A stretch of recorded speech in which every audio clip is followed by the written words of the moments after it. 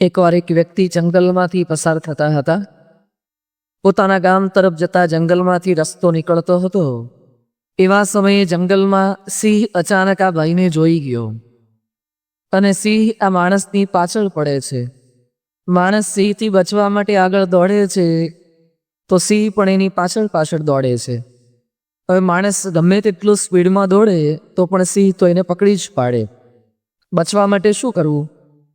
આ ભાઈએ નજીકમાં એક ઊંચું ઝાડ દેખાયું એટલે ઝાડ ઉપર પોતે ચડી ગયા કે ઝાડ ઉપર ચડીને સલામત થવાય, સિંહ ઉપર ચડી ન શકે. જેવા ઝાડની ડાળી ઉપર પહોંચ્યા અને જોયું તો ઝાડની ડાળી પર એક મોટો વાંદરો બેઠો હતો. એટલે અમને ગભરામણ થઈ કે સિંહથી બચવા માટે ઉપર ચડ્યા તો ઉપર તો મોટો વાંદરો છે, એ મારી નાખશે. એ સમયે વાંદરાને વાચા ફૂટે છે. વાંદરો કહે છે, માણસ ચિંતા નહીં કર, હું તને નહીં મારું. સિંહ તારો કોળિયો ખરીને ખાઈ જશે, માટે તું આજની રાત્રિ અહીંયા ઝાડ ઉપર પસાર કરી લે. માણસ રાજી થઈ ગયો કે વાંદરાએ આપણને પરમિશન આપી. રાત્રિ ત્યાં પસાર કરવાનું નક્કી કરે છે. સિંહ નીચે ટગર ટગર એ માણસ સામે નીચેથી જોયા કરે છે. ઝાડની નીચે જ બેઠો હતો. આ બાજુ વાંદરો માણસને કહે છે કે આખી રાત્રિ આપણે પસાર કરવાની છે તો આપણે વારા પાડીએ. 3 કલાક તો સૂઈ જાય ત્યારે મારે જાગવાનું, હું સૂઈ જાઉં ત્યારે તારે જાગવાનું. પરસ્પર એકબીજાની આપણે રક્ષા કરવાની. સર્વપ્રથમ એ માણસને સૂવા માટે વાંદરો કહે છે અને વાંદરો પોતે જાગે છે.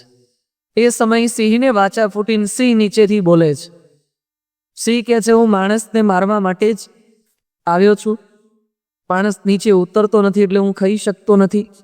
અને આ માણસ જાતે આપણને ખૂબ હેરાન પરેશાન કર્યા છે, એટલે મહેરબાની કરીને ધક્કો મારી દે, એ નીચે પડે એટલે એને હું જમી જાઉં.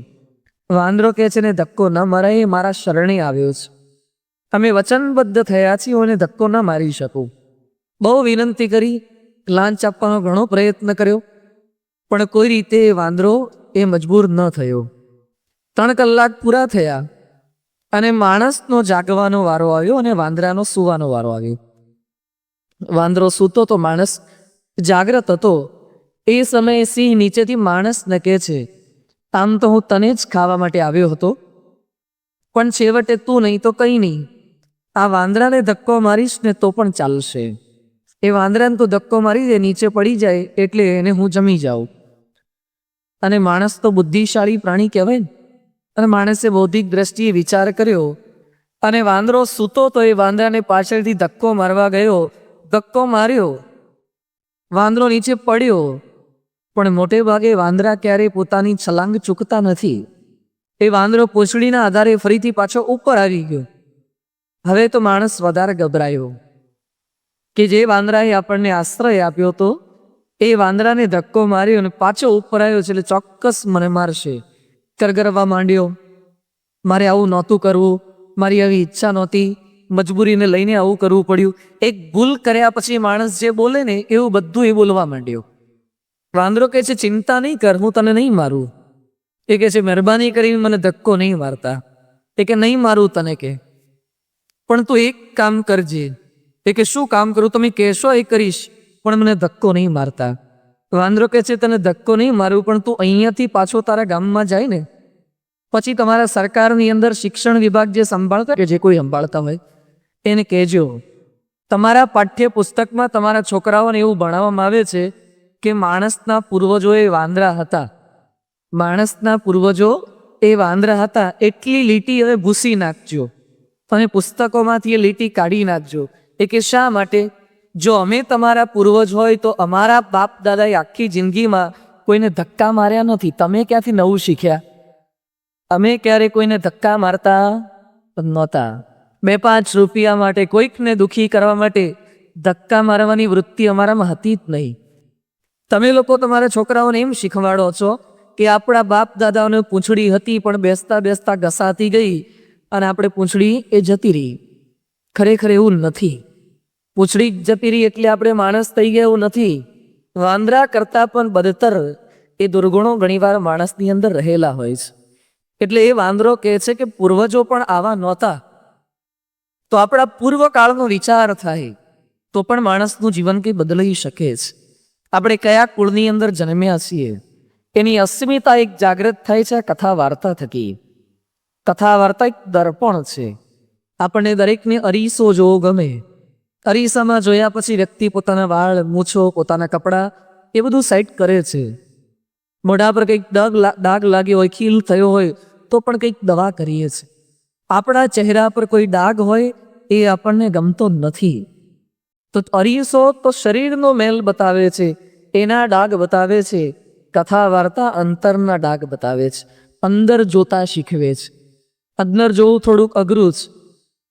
આજે આપણે બસમાં જતા હોય તો પણ કઈ સીટ પસંદ કરીએ? બારીની બાજુની. ઇવન ટ્રેનમાં બેઠા હોઈએ, પ્લેનમાં બેઠા હોય તો એ બારીની બાજુની સીટ એ પ્રિફર કરીએ આપણે. કારણ કે બારીની બાજુમાં બેસીએ તો આપણને કંઈક જોવા મળે, બાહ્ય દ્રષ્ટિ કરવા મળે. તમારા ઘરે બાઈક હોય, તમારે 2 દીકરા હોય, બહાર જવાનું હોય અને 2 દીકરા અને પતિ પત્ની, તો છોકરાઓ વચ્ચે ઝઘડો થાય છે, આગળ કોણ બેસે? આગળ બેસવા માટે છોકરાઓ વચ્ચે ઝઘડો થાય. એક કહેશે હું આગળ બેસું, પેલો કે હું આગળ બેસું. આગળ બેસે એને શું મળી જાય છે? ફ્રન્ટ વ્યૂ મળે. આગળ બેસે તો જોવા મળે. પછી ભલે ને પેટ્રોલના ટાંકા પર બેસવાનું થતું હોય, પણ તો પણ એને આગળ બેસવું ગમે છે. અને પેલો જે વચ્ચે બેસે એમાં મમ્મી પપ્પા જો પાછા જાડિયા હોય તો બિચારાને વચ્ચે ભરાઈ જવાનું જ થાય. એને કંઈ આગળનો વ્યૂ તો મળે નહીં, સાઈડ વ્યૂ મળે. દરેકને આગળનું જોવું, બહારનું જોવું એ ખૂબ ગમે છે. આજની આ સભામાં એમ કહેવામાં આવે કે દરેક હરિભક્તોએ પોતાની આંખો બંધ કરી દેવાની. હું પણ મારી આંખો બંધ કરી દઈશ. જ્યાં સુધી હું મારી આંખો ન ખોલું ત્યાં સુધી કોઈએ પોતાની આંખ ખોલવાની નહીં. મને નથી લાગતું 2-3 મિનિટથી વધારે લાંબુ ચાલે. થોડીક વાર થાય ને એક ખોલીને જોઈ લે, સામેની ખોલી કે નહીં.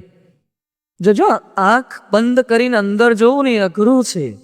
આપણે આંખ ખોલતા જ શીખ્યા છીએ, આંખ બંધ કરીને અંદર જોતા નથી શીખ્યા. અંદરનું જોવું થોડુંક અઘરું છે. પેટમાં અલ્સર કંઈક હોય ને એનો એક ટેસ્ટ આવે છે, એન્ડોસ્કોપી. થોડાક વર્ષો પહેલાં અમદાવાદમાં મેં એક ટેસ્ટ કરાવ્યો હતો, એન્ડોસ્કોપી. એમાં ડૉક્ટર એક પાઇપ લે છે. આ લોખંડનો જે સળિયો છે ને આખો સ્ટીલનો, ગેસની પાઇપ જેવી આવે ને એવડી લાંબી પાઇપ આવે, 1 મીટરની. એની આગળ નાક દાદા જેવું આવે. એ 2 આંખો હોય, લાલ લાઈટ અંદર નાખવાની હોય. અને પછી એ નાખવાનો એક છડો ડૉક્ટરના હાથમાં. પહેલાં તમને એનેસ્થેસિયાના કોગળા કરાવે. કોગળા કરાયા પછી મોઢામાં પાઇપ નાખે. તો મોઢામાં સહેજ ઉલ ઉતારતા ઉલિયું અંદર જતું રહે, આંગળી અંદર જતી રહે તો પણ આપણને ઉબકા આવે છે. તો આખો પાઇપ અંદર નાખવાનો. તો પાઇપ અંદર જાય તો આપણું શરીર પ્રતિકાર કરે. બચકું ભરી લઈએ આપણે, એટલે મોઢામાં એક બોબીન ભરાઈ દે. પ્લાસ્ટિકનું દોરા વીંટવાનું બોબીન આવે ને, આખું બોબીન આપણા મોઢામાં ભરી દે. અને પછી આપણે બચકું ભરવા જઈએ તો એ દાંત ક્યાં લાગે? બોબીનને. વચ્ચે જે કાણું હોય એમાંથી પાઇપ નાખ્યા કરે. ડૉક્ટર પાઇપ નાખે, એક છેડો એના હાથમાં હોય એમાંથી જોયા કરે, બીજો છેડો ધીમે ધીમે અંદર ઉતરે, ગળાથી નીચે ઉતરે, આમ અંદર નળીમાંથી અન્નળીમાંથી પસાર થતાં થતાં જઠરને વધે જાય. તમને અનુભવ થાય કે આગળ વધે છે ધીમે ધીમે. પછી ડૉક્ટરના હાથની અંદર કોમ્પ્રેસર હોય, મશીન હોય, ત્યાં સ્વિચ પાડે એટલે હવા ભરાય. સ્વિચ પડેલ હવા ક્યાં ભરાય? આપણા પેટમાં. પેટ આપણું ફૂલાવે, પાછું ધીમું કરે, ફૂલાવે, ધીમું કરે. એને મજા આવે ને આપણો જીવ જાય. ડૉક્ટરના હાથમાં એક છેડો હોય ને જોયા કરે અંદર બધું. પછી તો મોટે ભાગે ટેસ્ટ પૂરો થાય, દર્દી આમ કંઈક બેભાન થઈ જાય અને બહુ તકલીફ થાય, આંખમાંથી આંસુ નીકળી જાય, મોઢામાંથી લાળ નીકળે. ડૉક્ટરને વાત કરી કે આટલું વિજ્ઞાન આગળ વધ્યું છતાં પણ આવા ટેસ્ટ શા માટે? એ સમયે ડૉક્ટર કહે છે કે સ્વામીજી, અમુક વસ્તુઓ છે ને એ બહારથી પકડાતી નથી. અમુક સોનોગ્રાફીમાં પકડાય, અમુક સોનોગ્રાફીમાં ન પણ પકડાય. સિટી સ્કેન કરવો પડે, MRI કરવો પડે તો અમુક ગાંઠ, અમુક પ્રશ્નો એ પકડાય છે. એમ આપણા જીવનની અંદર જે કંઈ પ્રશ્નો છે, મનમાં પ્રશ્નો છે, એ પ્રશ્નો સ્થૂળ દ્રષ્ટિએ કોઈ વિજ્ઞાન પકડી શકતું નથી. એ આપણે જાતે અંદર જોતા શીખીએ, કંઈક પ્રયત્ન કરીએ તો આપણી પોતાની ભૂલો એ આપણને દેખાય છે. ભગવાન સ્વામિનારાયણનું પ્રાગટ્ય આના માટે હતું. વન વિચરણ દરમિયાન જેટલા કંઈ માણસો યોગમાં આવ્યા છે એ માણસોનું પરિવર્તન કર્યું. એની સમક્ષ અરીસો ધરતા ગયા. વિવેક મળ્યો તો એને પણ અરીસો ધર્યો કે પૃથ્વી પરનું આપણું જીવન શું આના માટે જ? સત્સંગી જીવન ધર્મગ્રંથમાં છેલ્લા 4 દિવસથી ભગવાન સ્વામિનારાયણના જીવનને આપણે સમજવાનો પ્રયત્ન કરી રહ્યા છીએ. પૃથ્વી પર પધારી અને ભગવાન સ્વામિનારાયણ કેવું ઉત્તમ કાર્ય કરવાના છે તેના શ્રી ગણેશ એમને ઘનશ્યામ સ્વરૂપે, નીલકંઠ સ્વરૂપે અને હવે લોજમાં પધારીને કરી રહ્યા છે. વન વિચરણ 7 વર્ષ પર્યંત કરી અને લોજ મુકામે પધાર્યા. ત્યાં રામાનંદ સ્વામીનો આશ્રમ હતો. એના સુખાનંદ સ્વામી કરીને એક સંત પધાર્યા.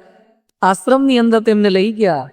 આશ્રમમાં મુક્તાનંદ સ્વામીએ સ્વાગત કર્યું, 5 ભેદના ઉત્તર આપ્યા. આશ્રમમાં પોતે રોકાવા માટે તૈયાર થયા છે. આશ્રમની અંદર શુદ્ધિ કરી ધર્મ માર્ગની અંદર બેઠેલો જે કંઈ સડો હતો એ સડાને દૂર કર્યો. હવે એમના મનની અંદર ઉત્કંઠા જાગી છે કે રામાનંદ સ્વામીના દર્શન કરવા છે. રામાનંદ સ્વામીને ગુરુ કરવાના હતા. નીલકંઠવણીએ પત્ર લખ્યો અને રામાનંદ સ્વામી પણ પોતે પ્રત્યુત્તર આપે છે. થોડાક સમય પછી એ પીપલાણાની અંદર મિલન થાય છે. સંવત 1856 જેઠ વદ 12. ત્યાં મિલન થયું નીલકંઠ વર્ણી અને રામાનંદ સ્વામીનું.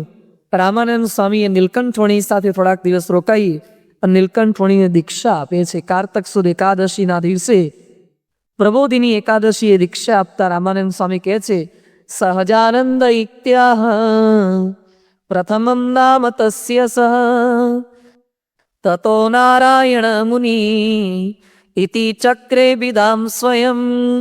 નીલકંઠ વર્ણીના 2 નામ પડે છે. એક સહજાનંદ અને બીજું નામ છે નારાયણ મુનિ. ભગવાનનું નામ સાર્થક છે. સહજાનંદ શા માટે? સહજ આનંદ યસ્ય સહ ઇતિ સહજાનંદ. જેનો આનંદ સહજ છે, જેને આનંદ પ્રાપ્ત કરવા માટે કંઈ ખાવું નથી પડતું. કેટલાક લોકો હસવા માટે જોક્સની કેસેટો સાંભળે. શાહબુદ્દીની કેસેટ સાંભળે ત્યારે હસી શકાય. લાફિંગ ક્લબો શરૂ થઈ છે. પરદેશની અંદર એક ટેબ્લેટ આવે છે, એક્સટસીની ટેબ્લેટ છે. અમેરિકામાં $18 આ ગોળી મળે છે. આ ગોળી તમે ખાઓ ને, જીભ પર મૂકો એટલે અડધો કલાક તમે હસ જ કરો. તમને ગલી પચિયાત થાય. કોક તમને ગલી કરતો હોય ને એવું અડધો કલાક થાય. રાજી રાજી થઈ જાઓ તમે અને અડધો કલાક પછી પાછા ઢીલા ડફ જઈ સેથે. માણસો $18 ગોળીઓ લઈ અને આનંદની અંદર રહેવાનો પ્રયત્ન કંઈક કરે છે. તો આ તો થોડોક સમયનો આનંદ છે. શાશ્વત આનંદ જે આપી શકે એનું નામ સહજાનંદ છે. અખંડ આનંદની અંદર પોતે રહેતા હતા. એમના યોગમાં જે કોઈ આવે એ દરેકને પણ પોતે આનંદની અંદર રાખી શકતા હતા. એટલે એમનું નામ સહજાનંદ છે. મહારાજના જે કંઈ પરમહંસો હતા એ દરેકના નામની પાછળ પણ આનંદ હતું. બ્રહ્માનંદ, પ્રેમાનંદ, મુક્તાનંદ પોતે તો આનંદમાં રહેતા. એમના યોગમાં પરમહંસો આવે એને પણ આનંદમાં રાખતા. આજે 12 ગણા સાધુઓના નામ જોઈએ ને, કંગાલદાસ, ભિખારીદાસ, રોકડદાસ ને જાત જાતના એવા નામ. અહીંયા તો દરેકના નામની પાછળ પણ આનંદ.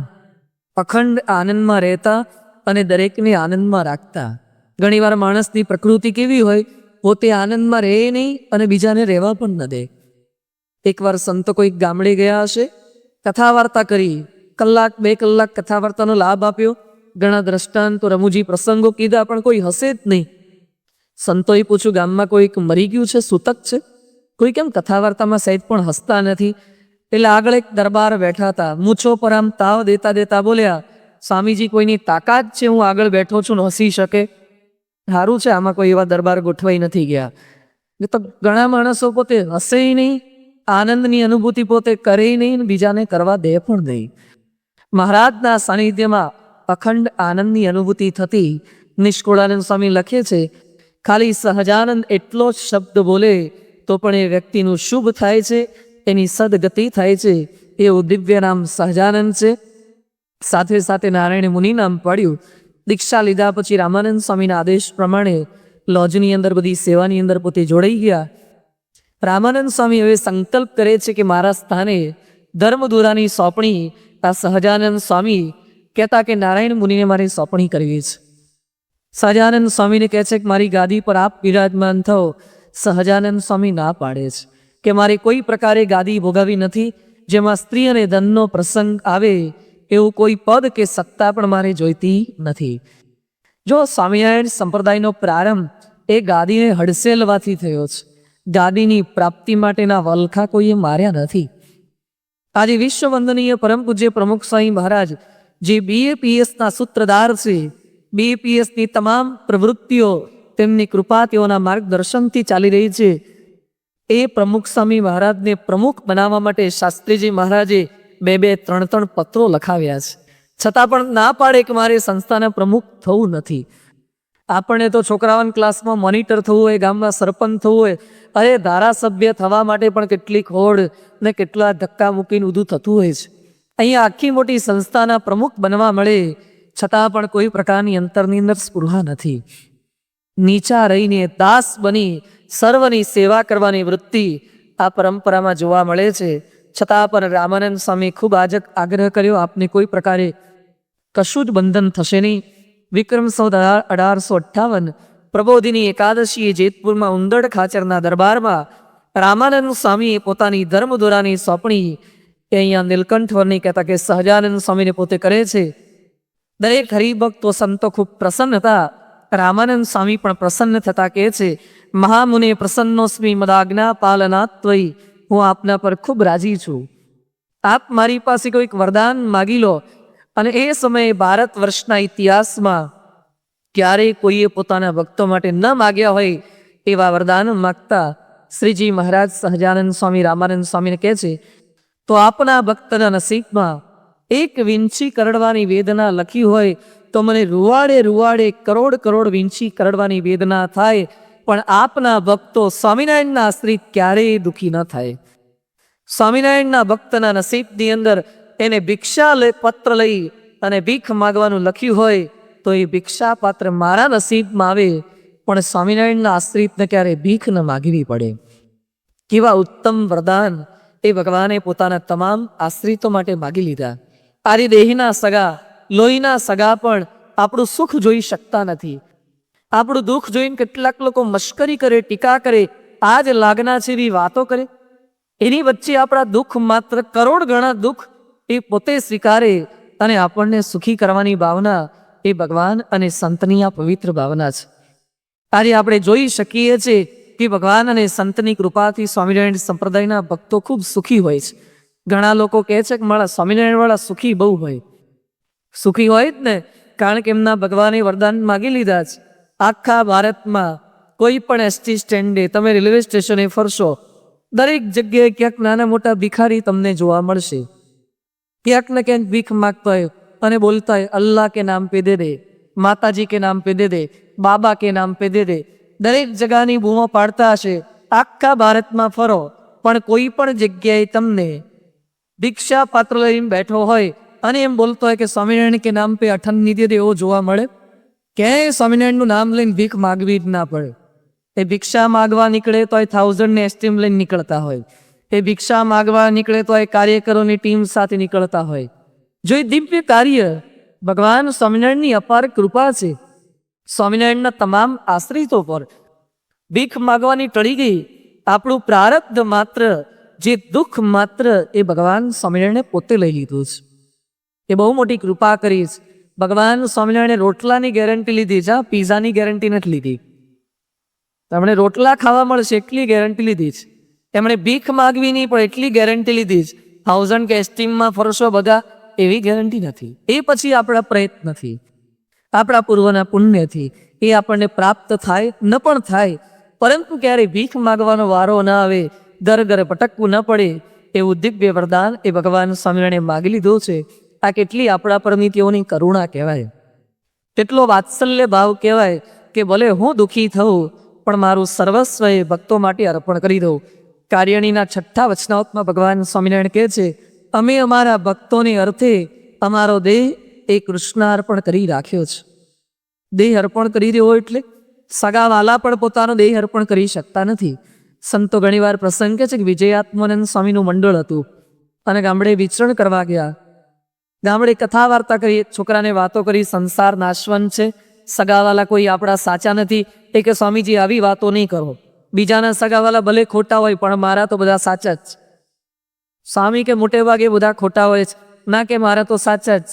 સ્વામી કે વાંધો નહીં, આપણે પ્રયોગ કરીએ, તું તારા ઘરના ફળિયામાં જજે અને પછી ચક્કર આવીને પડી જવાનું, મોઢામાંથી ફીણા કાઢી રાખવાના અને મરી જ ગયો છે એવો રોલ કરવાનો. પછી એ કે પછીનું કામ અમે સંભાળી લઈશું. પેલો છોકરો ગયો, પરણેલો હતો, ઘરના ફળિયામાં જઈને પડ્યો. તાત્કાલિક ઘરમાં એની પત્ની, એની બેન હતી, એના માતુશ્રી, એમના પિતાશ્રી બધા આવી ગયા, રો કકળ કરવા લાગ્યા. શું થઈ ગયું? અને છોકરાએ એવો એક્ટિંગ કરી, બરાબર પકડી ના શકે, મરી ગયો એવું જ લાગે. ફરતા ફરતા સંતો આવી ગયા અને સંતોએ પછી પૂછ્યું શું થયું. એ કે સ્વામીજી ગજબ થઈ ગયો, મારો એકનો એક દીકરો મરી ગયો. કે શું થયું? સંતોએ જોયું, હા કે મરી જ ગયો છે આ તો. શું થાય બાપજી, જીવતો કરો, આપ તો ભગવાનના ધારક સંત છો, કંઈક કૃપા કરો. સંતો કે જીવતો કરીએ, લાવો ઘરમાંથી દૂધનો ભરેલો લોટો ભરીને દૂધ લાવ્યા. સંતોએ છોકરાના માથા પર ફેરવ્યું અને પછી કહે છે છોકરાનું જે કંઈ મૃત્યુ હતું એ આ લોટામાં ભરેલા દૂધમાં આવી ગયું છે. તમારો છોકરો બચી જાય, હવે લોટો ભરીને દૂધ કોક પી જાઓ ઘરમાંથી. તો બધા એકબીજાના મોઢા સામે જોવા માંડ્યા. સંતો એના બાપુજીને કહે છે કે હવે તમારી તો ઘણી મોટી ઉંમર થઈ ગઈ, રિટાયર્ડ થઈ ગયા, હવે ક્યાંય કામ લાગે એવા નથી, તમે આ પી જાઓ. એ કે ના ના, કે મારા કરતાં એની માને બહુ વાલો હતો, એને આપો. કે એ દૂધનો લોટો એને આપો. અને એની મા એને બહુ હેત કરતી ને એની માને બહુ હેત કરતો હતો, વાલ કરતો હતો. એની મા બાજુ લોટો ધકેલ્યો. એ કે તમે પી જાઓ. હા કે વાલી તો બહુ હતી પણ લગ્ન થયા પહેલા, હવે તો પેલી નવી આવી એ વાલી છે, એને આપો. કે એ લેશે. એની બાજુ લોટો મોકલાયો. એ કે તમે પી જાઓ. પતિવ્રતા નારીનું લક્ષણ છે પોતાનો પતિ સુખી થાય. એ કે પતિ સુખી થાય ને એ જીવે ને હું મરી જાઉં, ભાઈ કરવાનું શું? કે એ મરી જાય હું મરી જાય, દુનિયામાં પુરુષોની ક્યાં ખોટ છે, બીજો કરો શું? તૈયાર ન થયા, એ પણ તૈયાર ના થયા. એની બહેનને આપ્યું કે તમે દૂધ પી જાઓ. એ કે ના કે ભાઈ સાહેબ, એક હાડી ઓછી આવશે રક્ષાબંધન, એનો વાંધો નહીં, કે પણ હાવ મરી જવાય એ તકલીફ, કે એ આપણાથી નહીં થાય.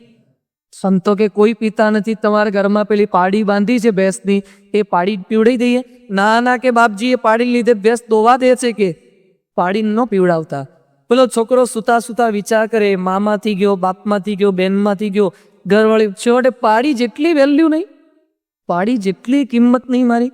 અને દુખી થઈ ગયો, પણ રોલ બરાબર કરતો તો. સંતો કે તો હવે શું થાય, અમે પીજી? હા કે બાપજી પી જાઓ, તમારા આગળ ઉલાળની ધરાર નહીં, કે રાણનારું માંડનારું કોઈ નહીં, કે તમે જ પી જાઓ. સંતો કે લાવો તાર પીજી. એ કે પણ અહીંયા નહીં, બહાર જઈને પીજો. કે અહીંયા મરી જાઓ પાછું લેવા દેવા વગરનો અમારમાંથી આવે, કે ગામના પાદરમાં જઈને પીજો. સંતો પીવા માટે નીકળ્યા, ખબર હતી કે આમાં કંઈ જ નથી. એની સાથે સાથે પેલો પણ નીકળી ગયો. એના મા બાપ કે બેટા ક્યાં જાય છે, તને જીવાડ્યો? એ કે બધા સંબંધો જોઈ લીધા છે, કોઈ કોઈનું નથી રે, કોઈ કોઈનું નથી રે. એ સંબંધો બધા સ્વાર્થના સગા છે. એની વચ્ચે કાયમી સગપણ એ ભગવાન અને સંત સાથેનું છે. એટલે સગપણ હરિવરનું સાચું, બીજું સર્વેક્ષણ ભંગુર કાચું. એ ભગવાન સાથે નાતો જોડવાનો છે. એમણે આપણને પોતાના માન્યા છે, એટલે પોતાના માટે, ભક્તો માટે સર્વ દુઃખ સહન કરે છે. પરમ પૂજ્ય પ્રમુખ સ્વામી મહારાજ એ 90ની સાલની અંદર વિદેશ યાત્રાએ પધાર્યા હતા. અને એ સમયે સાંઈ બાપા અચાનક રાત્રે પથારીમાં બેઠા હતા. સેવકોએ જોયું તો સ્વામી શ્રી મોડી રાત્રે 1:30-2 વાગે શા માટે બેઠા છે. અને પછી રાહ જોઈ કે સ્વામી કેટલી ક્ષણ બેસી રહ્યા છે. અડધો કલાક સુધી પ્રમુખ સ્વામી મહારાજ બેસી રહ્યા. સુવા જતા ત્યાં સેવકોએ પાછળ ટેકો આપ્યો. સ્વામી શ્રી એકદમ ચોંકી ગયા. એ સેવકને ખબર પડી ગઈ લાગે છે કે હું જાગું છું. સંતોએ પ્રશ્ન પૂછ્યો, સ્વામી આપ શા માટે જાગતા? સ્વામી કે કંઈ નહીં. બોલો કે કેટલા સમયથી જાગો છો? સ્વામી કે અડધો કલાક. શા માટે? પ્રમુખ સ્વામી મહારાજ શું બોલ્યા? સ્વામીજી પોતે કહે છે કે ગુજરાતની અંદર વરસાદ નથી, દુકાળ પડે છે, અને હરિભક્તોને પીવા માટે પાણીની બીજી કોઈ વ્યવસ્થા નથી. ઢોર મરી રહ્યા છે. દિવસ દરમિયાન એ કોઈ પ્રકારે પ્રાર્થના કરવાનો સમય મળતો નથી, એટલે રોજ રાત્રે 1:30-2ના સમય સુધી પ્રાર્થના કરું છું. લંડનની ધરતી ઉપર રાત્રે સૂતા સૂતા પણ આપણા બધાની ચિંતા કરે એવા ગુરુ ક્યાંથી મળે? જો આ એમનું ભક્ત વાત્સલ્ય છે. આપણા સૌ માટે એમણે પોતાનો દેહ કૃષ્ણાર્પણ કર્યો હોય તો આ શક્ય બને છે. પોતાના માન્યા છે. આજે 86 વર્ષની ઉંમરે પરમ પૂજ્ય પ્રમુખ સ્વામી મહારાજના શરીરની અંદર કેટલા રોગ છે. એમને મોતિયાનું ઓપરેશન કરાવ્યું છે, આંખમાં લેન્સ છે, મોઢામાં ચોકઠા સેટ થતા નથી, એટેક આવી ગયો છે, બાયપાસ સર્જરી કરાવી છે, ગોલ બ્લેડર કાઢી નાખ્યું છે, પગે વાની તકલીફ છે, હાલતા ચાલતા ઝાડા ઉલટી થયા જ કરે છે, તાવ આવે. એની વચ્ચે પણ 86 વર્ષે પણ સતત ગામો ગામ, દેશ વિદેશ એ વિચરણ કરતા જ રહે છે. કોના માટે એમનો પ્રયત્ન છે? શું પ્રાપ્ત થવાનું છે? આ સંતને શું બાકી છે? છતાં પણ જેમ ગંગા હંમેશા વહ્યા જ કરે છે, એમ ધોવા બધે બુરાઈને ગંગા વહે છે આપની. દરેક જગ્યાએ જ્યાં કંઈ બુરાઈ છે એ બુરાઈને દૂર કરવા માટે ભગવાન અને સંતરૂપી ગંગા એ અવિરતપણે વહ્યા જ કરે છે. ભગવાન અને સંતનું પ્રાગટ્ય આના માટે છે. અહીંયા સહજાનંદ સ્વામીએ ગાદી ગ્રહણ કરી પોતાના ભક્તો માટે આવા દિવ્ય વરદાન એમણે માગી લીધા છે. રામાનંદ સ્વામી થોડાક સમય પછી ધામમાં પધાર્યા. રામાનંદ સ્વામીનો અગ્નિ સંસ્કાર કર્યો અને 13મા દિવસે દિવ્ય સભાનું આયોજન નીલકંઠવાણીએ સહજાનંદ સ્વામીએ પોતે કર્યું. બીજી એક ઐતિહાસિક ઘટના ત્યાં બને છે. એ ઘટના એ હતી કે સ્વામિનારાયણ મહામંત્રની ભેટ આપી. અત્યાર સુધી આશ્રમમાં ઓમ નમો ભગવતે વાસુદેવાય, ઓમ નમો શિવાય જેવા મંત્રોનું રટણ થતું હતું. સહજાનંદ સ્વામી પધાર્યા પછી એક નવા દિવ્ય મંત્રની ભેટ આપી. એ છે સ્વામિનારાયણ મહામંત્ર. આજે સહજાનંદ સ્વામીને નારાયણ મુનિ નામ તો હતું, છતાં પણ સ્વામિનારાયણ એવા એક નામનો ઉમેરો શા માટે કર્યો? કારણ કે સહજાનંદ નામની અંદર ભક્તિ સહિત ભગવાનની ઉપાસના નથી આવતી. નારાયણ મુનિ નામની અંદર ભક્તિ સહિત ભગવાનનો ઉલ્લેખ નથી આવતો. આ સ્વામિનારાયણ નામ એક એવું છે જેમાં સ્વામીના સહિત નારાયણ ઇતિ સ્વામિનારાયણ, સ્વામી સહિત નારાયણ. જેમ રાધા કૃષ્ણ, રાધા એ સહિત કૃષ્ણ, લક્ષ્મી સહિત નારાયણ, લક્ષ્મી નારાયણ છે. સીતારામ, સીતા સહિત રામ, એમ સ્વામી સહિત નારાયણ એટલે કે સ્વામિનારાયણ છે. એવા દિવ્ય સ્વામિનારાયણ મહામંત્રની ભેટ એ સહજાનંદ સ્વામી પોતે આપ્યું. શાસ્ત્ર માત્રના સાર સમો, મંત્ર માત્રના સાર સમો સ્વામિનારાયણ મહામંત્ર, એ મંત્રની ભેટ આપી અને સમાધિ પ્રકરણનો શુભારંભ કર્યો. આ મંત્રનું જે કંઈ સ્મરણ કરે, રટણ કરે અને લોકોના જીવનની અંદર શાંતિની અનુભૂતિ થાય, સ્વભાવ ટળે. આ મંત્રથી ભૂત પિશાચ ભાગે. સ્વામિનારાયણ મંત્રની કંઠી ધારણ કરે, સ્વામિનારાયણ મંત્રનો આશ્રય કરે, પછી કોઈ જ પ્રકારની ઉપાધિ, કોઈ દેવી દેવતાની બીક એના મનની અંદર રહેતી નથી. આજે લોકો જાત જાતની શ્રદ્ધા, અંધશ્રદ્ધાની અંદર પોતે ડરતા ગભરાતા રહેતા હોય છે. આજે મોટા મોટા માણસો પણ વિજ્ઞાન આટલું આગળ વધ્યા પછી પણ લોકોને અંધશ્રદ્ધા રહ્યા કરે છે. અમેરિકામાં તમે જાઓ તો મોટાભાગના બિલ્ડિંગમાં 13મા નંબરનો માળ જ જોવા ના મળે. પ્લેનની અંદર 13 નંબરની ઘણીવાર સીટ ન જોવા મળે, 13 નંબર રોલ નંબર જોવા ન મળે. આટલું આગળ અમેરિકા વધ્યું છતાં પણ 13 નંબરને અપશુકનિયાળ ગણે છે કે 13 અપશુકનિયાળ છે, એ નંબર રખાય જ નહીં. ચીનની અંદર ઓલિમ્પિક રમાવાની છે 2008ની અંદર. પેલા તારીખ કંઈ જુદી નક્કી થઈ હતી. જ્યોતિષીને બોલાવ્યા અને પૂછ્યું કે આ તારીખ સારી નથી. ચીનમાં 8 નંબરનો આંકડો બહુ પવિત્ર ગણાય છે, એટલે 8મી તારીખે રાખીએ, 8મા મહિનામાં રાખીએ, 2008માં રાખીએ. 8/8/2008માં ગોઠવી. સ્પેશિયલ જ્યોતિષીના કહેવા પ્રમાણે આ શ્રદ્ધા અંધશ્રદ્ધાને લઈને લોકો તારીખો સેટ કરે છે. વિજ્ઞાન આટલું આગળ વધ્યા પછી પણ જાત જાતની શ્રદ્ધા, અંધશ્રદ્ધા એ લોકોને રહ્યા જ કરતી હોય છે. તો આપણે કોઈ અંધશ્રદ્ધાથી નહીં માનતા, પૂર્ણ શ્રદ્ધા. આપણને જે મંત્ર પ્રાપ્ત થયો છે એ મંત્ર કરીને ખૂબ સુખ શાંતિ દરેકના જીવનની અંદર થાય છે. એવા દિવ્ય સમાધિ પ્રકરણનો પ્રારંભ આ મંત્રના રટણ સ્મરણથી એ ભગવાન સ્વામિનારાયણ કરાવ્યો. સમાધિ થવી એ ખૂબ અઘરી છે, પણ ભગવાન સ્વામિનારાયણ કૃપા સમાધિ કરાવતા હતા. સદ્ય સમાધિમ આપતાનમ પુંસામ સ્ત્રીણામ તથા પૃથક. સ્વામિનારાયણ ભગવાનના દર્શન કરીને સમાધિ થાય. એ ચાલતા જતા એ ચાકડીનો અવાજ સાંભળે અને સમાધિ થાય. ગઢપુરમાંથી બહાર નીકળે અને લોકો ઘણીવાર દુકાનના દરવાજા બંધ કરી દે. એ કે સ્વામિનારાયણ જાદુગરા છે, સ્વામિનારાયણ જોવે છે ને સમાધિ થઈ જાય છે. શ્રીજી મહારાજનો સમાધિ કરવાનો બીજો કોઈ આશય ચમત્કાર કરવાનો નહોતો. એ ચમત્કારી સંપ્રદાય સ્થાપવા માટે નહોતા આવ્યા, પણ કેટલાક એવા મુમુક્ષુ જનો હતા, પૂર્વના એના પુણ્ય જોર કરતા હતા. એને જે તેના અવતારના દર્શન કરાવી એને પોતાનું સ્વરૂપ સમજાવવા માટે ભગવાન એ સમાધિ પ્રકરણ ચલાવતા હતા. અને પછી દરબારમાંથી બહાર નીકળે, વાણિયાઓ, જૈન વાણિયાઓ પોતાની દુકાનના શટલ પાડી દે, ખપાટિયા બંધ કરી દે. છોકરો એના બાપને કે બાપુજી સ્વામિનારાયણ ગયા? હા કે સ્વામિનારાયણ ગયા. દરવાજા ખોલીએ, અને દરવાજા ખોલે, શ્રીજી મહારાજ દૂર આગળ નીકળી ગયા હોય અને પેલો જેવો વાણિયોને એનો દીકરો જોવે અને મહારાજ તરત પીછે મૂળ કરે. વાણિયાના છોકરાની આંખો અને મહારાજની આંખો ભેગી થાય અને તાત્કાલિક વિકેટ પડે, હેઠો પડે. સમાધિ, તરત સમાધિ. મહારાજ સમાધિના ઢગલા કરતા. તમારા ઘરમાં જેમ ગાડલાના, રજઈના, ગોદડીઓના થપ્પા હોય ને, એમ માણસોના થપ્પા થાય. મહિનાઓ સુધી, 3 મહિના સુધી માણસોના શરીર ત્યાં પડ્યા રહે. અને ઘરેથી ના બા બાપુજી શોધખોળ કરતા આવે, તમારો દીકરો ક્યાં ગયો? ભગવાન સ્વામિનારાયણ કે 7મી લાઈનમાં 4થા ક્રમે તમારો છોકરો ખેંચીને લઈ ગયો. અને ઉપરવાળા ઉપર થઈ જાય, નીચેવાળા નીચે થઈ જાય, વચ્ચેથી ખેંચીને લઈ લેવાય. આ રીતે સમાધિ પ્રકરણ મહારાજ પોતે ખૂબ માત્રાની અંદર કરાવતા. લાખો મુમુક્ષોને પોતાના સ્વરૂપનો એ નિશ્ચય પોતે કરાવતા હતા.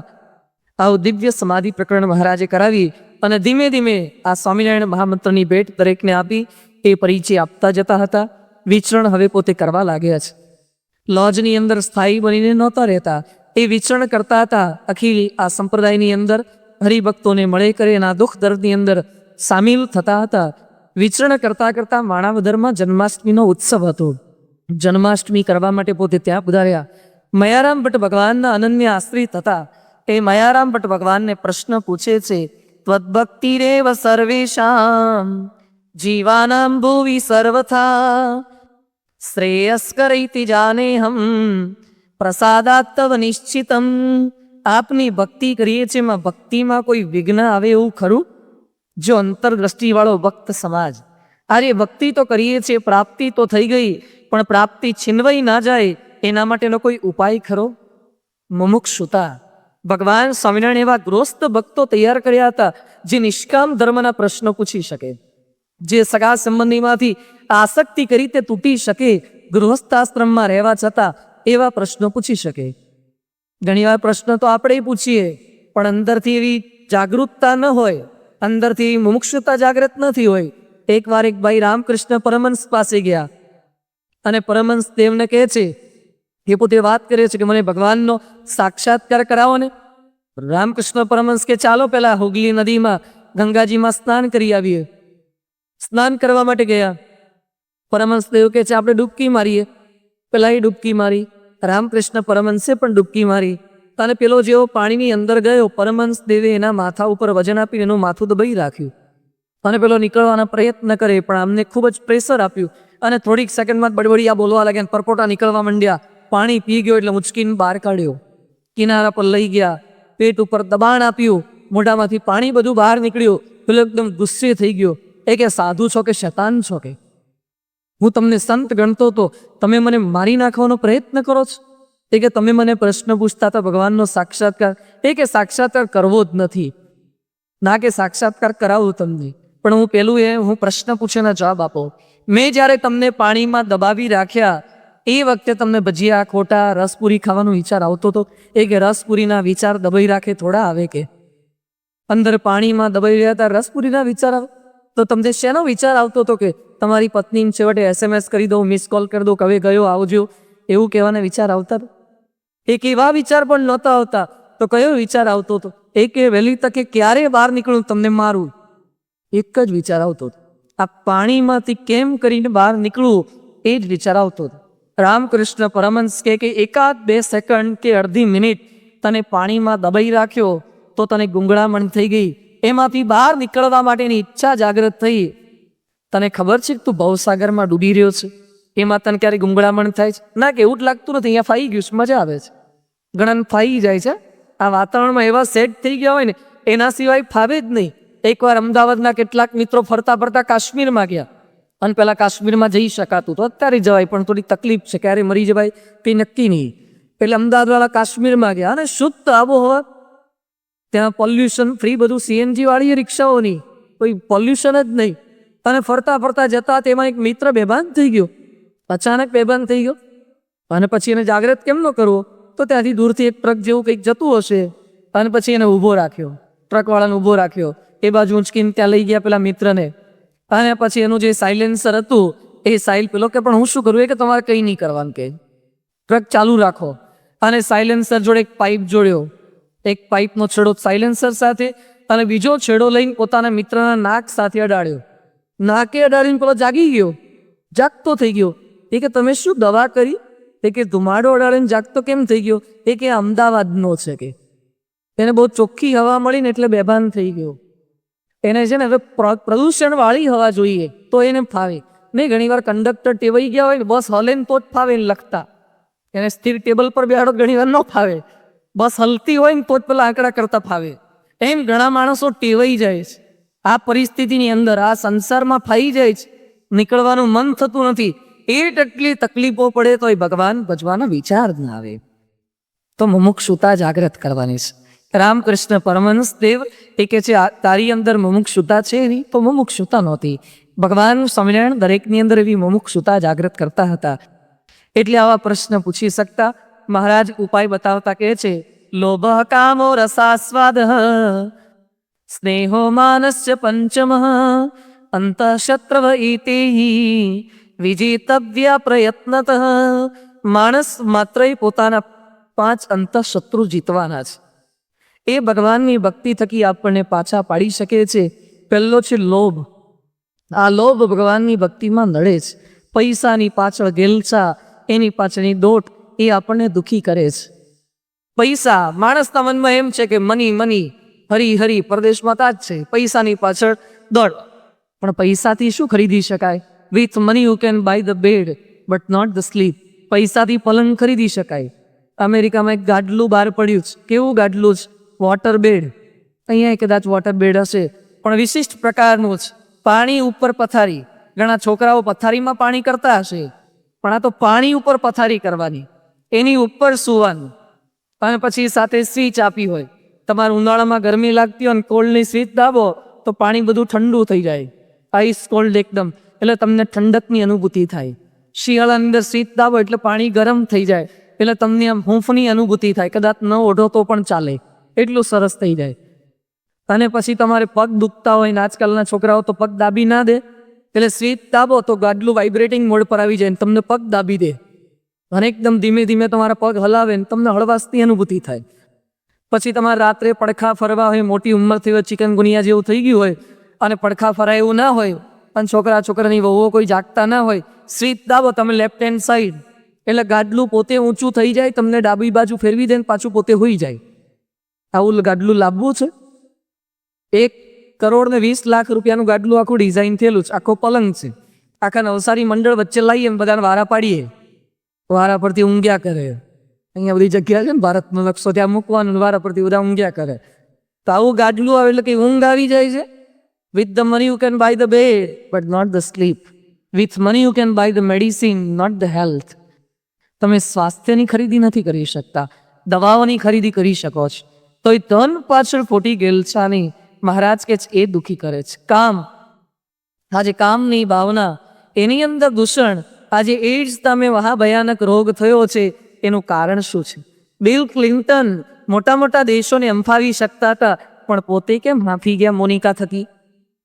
પ્રશ્ન સર્જાયો. માઇક ટાયસન એક મુક્કો મારે, 500 પાઉન્ડનો પંચ વાગે, મારું તમારું મોઢું 180 ડિગ્રીએ ફરી જાય. તેને 6 મહિના જેલમાં રહેવું પડ્યું. કેમ જેલમાં રહેવું પડ્યું? કામ નામે દૂષણ. આજે સમાજની અંદર પતિ પત્નીના પ્રશ્નો, ભાઈ બહેનોના પ્રશ્નો, એની અંદર જે કંઈ આ દોષની માત્રા વધે છે, ત્યારે સમાજની અંદર અધઃપતન થાય છે. ભગવાન સ્વામિનારાયણ આપણને જણાવે છે, આની અંદર પણ દૃઢતાઈ રાખવાની છે. સ્વાદનો દોષ એ પણ માણસને દુઃખી કરે છે. વોમિટિંગ ક્લબ ચાલે છે. માણસો ખાય, ભરપેટ ખાવાનું, ઉલટી કરવાની, પછી ખાવાનું. શહેરોની અંદર તો ખાઉદરા ગલી હોય છે. તમારે અહીંયા છે ખાઉદરા ગલી, ખાનારા જ બધા ખા જ કરતા હોય. એટલા માણસો, એની પાછળ આખી જિંદગી એ ખોવાર કરતા હોય છે. સ્નેહ નામનો દોષ એ પણ આપણને દુઃખી કરે છે. સગા સંબંધીમાં સ્નેહ રહી જાય, આસક્તિ રહી જાય. ગોંડલની અંદર એક કડિયો હતો, એના બાપુજી મૃત્યુ પામ્યા, એના ત્યાં દીકરો થયો પછી એની પત્નીને સ્તનપાન નહોતો કરતો. બહુ પ્રયત્ન કર્યા, પ્રાર્થના કરી, છતાં સ્તનપાન ન કરે. એણે ગોપાળાનંદ સ્વામીને વાત કરી, સ્વામી મારો દીકરો મારી પત્નીને દાવતો નથી, દૂધ નથી પીતો. ગોપાળાનંદ સ્વામી કે ક્યાંથી દાવે? એ કે સ્વામી કેમ ના દાવે? એ કે તારો બાપો પાછા આવ્યા છે. સ્વામી મારો બાપો તો મરી ગયા, એ કેમ ના પાછા આવ્યા? એ કે તું લગ્ન કરીને તારી પત્નીને લાવ્યો, તારા બાપુજી ખાટલામાં બેઠા હોય, તારી પત્ની સામે જોયા કરે અને મનમાં સંકલ્પ રહ્યા કરતો હતો કે દીકરાની વહુના પેટે જન્મ લીધા જેવો ખરો, અને આવો કંઈક વિચાર રહેતો તો ફરીથી જન્મ લીધો. જો વૃત્તિ આગી પાછી દઈને તો બાબામાંથી બાબા, બાબામાંથી બાબા, આ સાયકલ ચાલ્યા જ કરવાની. પુનરપી જનનમ પુનરપી મરણમ જનની જઠરે શયનમ, આ ચાલ્યા જ કરે છે. એની વચ્ચે મુક્તિ માટે સ્નેહરૂપી ગ્રંથિમાંથી એ વિરક્ત થવાનું છે, પ્રયત્ન કંઈક કરવાનો છે. છેલ્લે કે છે માન નામનો દોષ, એ માને કરીને પણ માણસનું પતન થાય છે. દરેકને રૂપવાન થવું છે, દરેકને બળવાન થવું છે, દરેકને ધનવાન સત્તાવાન થવું છે, અને એની અંદર સહેજ માનનું ખંડન થાય તો ફરીથી પાછું દુઃખ, અશાંતિ રહ્યા કરે. માઇકલ જેક્સન કરોડો રૂપિયા કમાય છે, વચ્ચે બોમ્બેમાં આવ્યા હતા અને હોટલની અંદર ઉતર્યા, અને હોટલ રાત્રે શો કર્યા પછી ત્યાં પહોંચ્યા. હોટલની અંદર ઉતર્યા પછી રાત્રે 1,500-2,000 છોકરા છોકરીઓ નીચે ઊભા હતા. શેના માટે? જેક્સનના દર્શન કરવા માટે. કે રાત્રે જેક્સન પોતાના બેડરૂમમાંથી બાથરૂમમાં જાય તો વચ્ચે ગ્લાસ જેવું હતું, તો નીચેથી માઇકલ જેક્સનના દર્શન થઈ જાય. ઇટ્સ નોટ શ્યોર કે એને બાથરૂમ લાગે જ ના, એ લાગે નહીં જાય, દર્શન નહીં થાય. તોય હજારો છોકરા છોકરીઓ ઊભા હતા. માઇકલ જેક્સન આખી રાત ત્યાં રોકાયા. સવારે ત્યાંથી નીકળવાના હતા. હોટલના માલિકે કીધું તમારો કંઈક આશીર્વાદ જેવું કંઈક આપતા જાઓ. પેન લીધી અને પછી જે ઓશિકું રાત્રે વાપર્યું હતું એ ઓશિકા ઉપર ખાલી માઇકલ જેક્સન એટલું લખી આપ્યું. એ ઓશિકાના કવરની હરાજી થઈ. 1,25,000 ઓશિકાનું કવર ગયું. તમારા ઘરનો બધો ડામચીઓ વેચી જોજો, બધા ગાડલા ગોદડા રજાઈઓનું ઓછાડ ને બધું 1,25,000 જાય તો કેટલા રૂપિયા કમાય છે આ માણસ? એ પોતે કે છે I am the richest entertainer in this world. સૌથી વધુ કમાનારો માણસ છું. એના પોતાના વજન કરતાં 600 ગણું સોનું છે. આમાંથી તમારા ઘરમાં 600 ગણું લોઢું હોય એ ઊભા થાવ. 600 ગણું લોઢું ના હોય તો 600 ગણું સોનું છે. એ પોતે શું બોલે છે? I am continuously afraid then someone will surpass me. મને સતત ગભરામણ થાય છે કોક મારાથી આગળ તો નહીં નીકળી જાય ને. સતત ચિંતા. માની માણસ હંમેશા દુઃખી થયા જ કરે. કોઈનો ઉત્કર્ષ સહન ના થાય એ માનને લીધે રહ્યા કરે છે. સાંઈ બાપાને પ્રશ્ન પૂછ્યો, આપણે કેલેન્ડર બહાર પાડ્યું છે તારીખવાળું, એમાં બાપાને પ્રશ્ન પૂછ્યો કે સ્વામી દુઃખનું કારણ શું? આજે આપણને પૂછે કે તમે દુઃખી થાય એનું કારણ શું? કે મારા ઘરવાળા સ્વામી એવા વિચિત્ર મળ્યા છે ને, મને દુઃખી કરી નાખ્યો. મારો છોકરો એવો વિચિત્ર છે ને હું દુઃખી થઈ ગયો. સામે એવા વેવાઈ મળ્યા, જમાઈ મળ્યા, જમ જેવા, અને દુઃખી કરી નાખ્યા. આપણને આ બધા દુઃખના કારણ મનાય છે. પ્રમુખ સાંઈ મહારાજને પૂછ્યું કે સ્વામીજી દુઃખનું કારણ શું? બાપા કહે છે દેહાભિમાન છે દુઃખનું કારણ છે.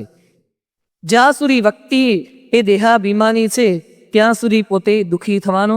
કોઈ આપણને દુઃખ આપી શકતું નથી. અહીંયા સજાનંદ સ્વામીએ, સ્વામિનારાયણ ભગવાને માયારામ ભટ્ટને સંદેશ આપ્યો કે જ્યારે આ 5 સ્વભાવ થકી આપણે મુક્ત બનીશું તો સુખી થઈ શકીશું.